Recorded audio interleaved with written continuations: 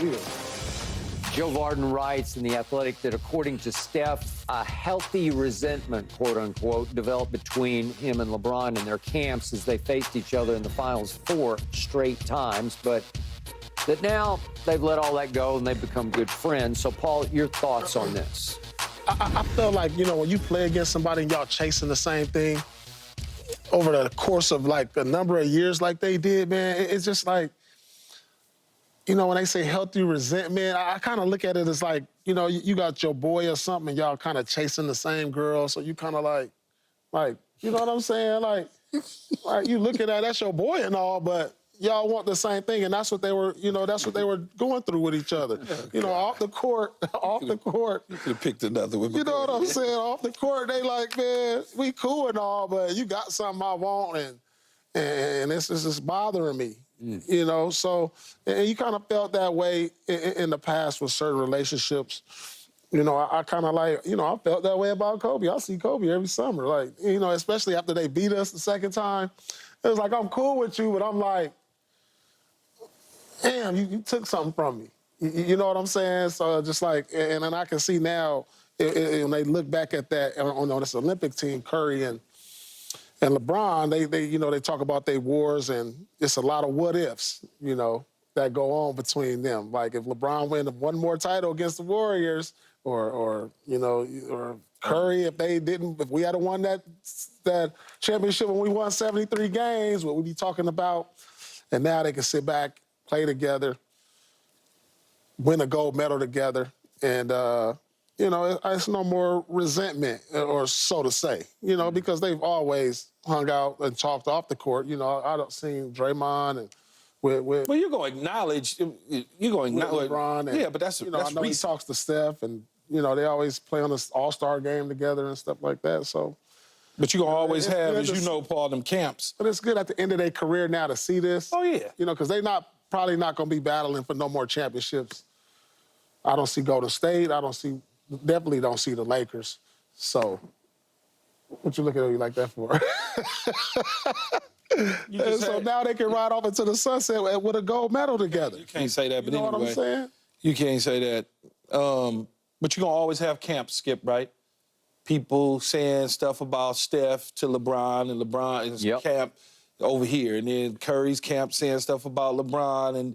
And so you're going to always have that type of a relationship and respect for one another as basketball players, but you also got a guy coming up. Now, remember, Curry is younger than LeBron. Now, all of a sudden, Curry is rising, stars rising. All of a sudden, he's looked at differently than LeBron. LeBron, to some degree, is looked at as like this villain, even though he's not a villain. And when I say that, I mean because of leaving Cleveland and doing the press conference deal, going to Miami, and they looking at that, and they created such disdain for him behind that, which to me was ridiculous. Dude, go wherever you want to go and do whatever he wants to do. What's the big deal? But then Steph Curry, he got his daughters on his lap, nice and pretty. You're right. Mama Cook, she got the chef hat on with the magazines and the restaurant. It's, you know, nice. And where LeBron is chasing rings. And so all of that sort of stuff from the camps create this sort of tension in between people that really is not there, and they don't never really get a chance, even though they may, as Paul say, they may see each other and embrace each other in an all-star game, and that's pretty much it. They not traveling off. They stuck together now. They in Vegas. Where they at right now? They left Vegas. They in London. They went to Abu Dhabi, So and then they went to London. So they done been to Abu Dhabi. They're not going to South Sudan. They done went. Think about this, though, Skip. They done spent a week or so in Vegas together. They have. They done spent some time now in Abu Dhabi. Now they in London, hanging out. They going to be in Paris for a little bit. So they either we know each other now. It feels different. Now we can talk about things that we may wanted to talk about as players, but we kept our distance from those things because we had outside noise. That's how they think. I mean, these are two of our biggest superstars of this generation. Well, the two biggest. The two biggest. Right? Yeah, absolutely. I mean, obviously, they both iconic figures. Yeah. And chasing the same thing. Yeah.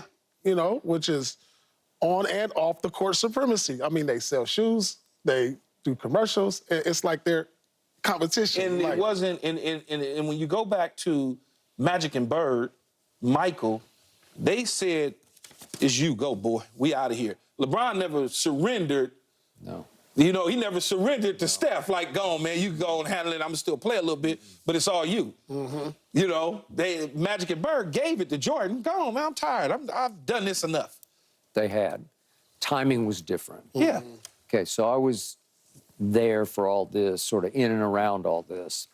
Remember, LeBron, through the Heatles days, the Miami days, he was it. He became the face of the league and was the most popular player by far.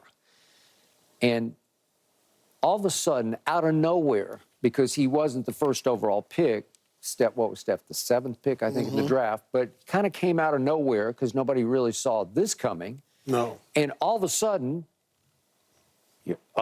he's the greatest shooter ever, and he's the baby-faced assassin. Yeah. And he was so cuddly, lovable for the kids, because all the kids just love Steph because he's just so touchable, because he's our size. You know, he's like, he's normal sized, right? Even though he's 6'3", which is still by most people's standards is pretty tall. Yeah. But he looks little on the court and plays big.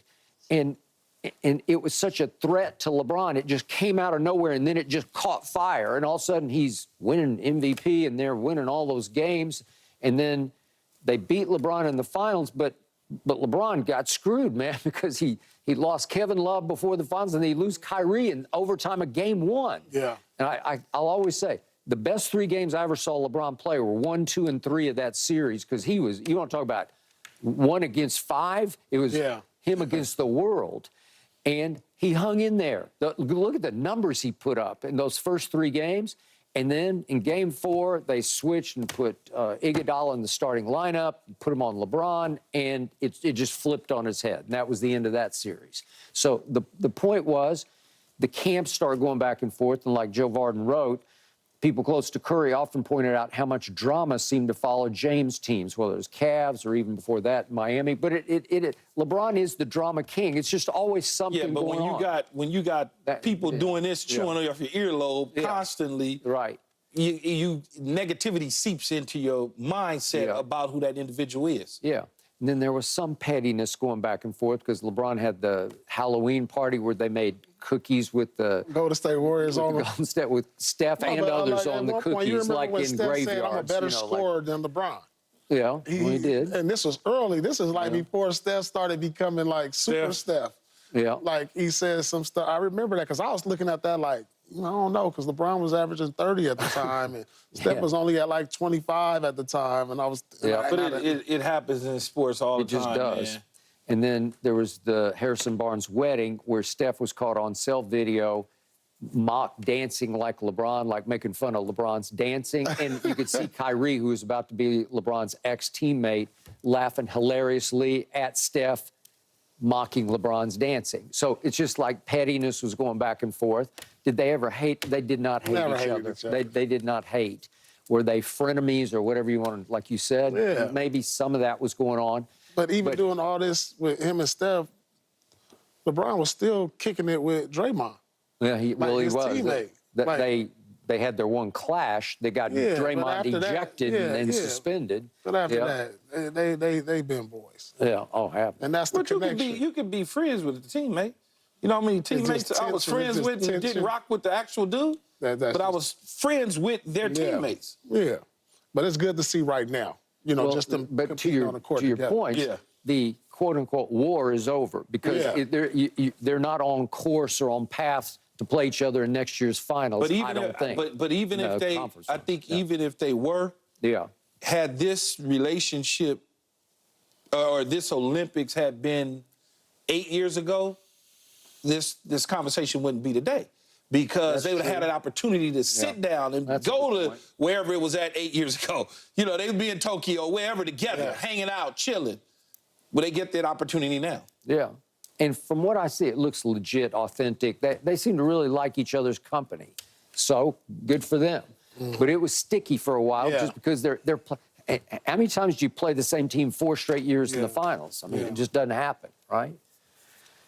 Okay. Now that we've seen quite a bit of Caitlin Clark in the WNBA, what surprised you the most about her game?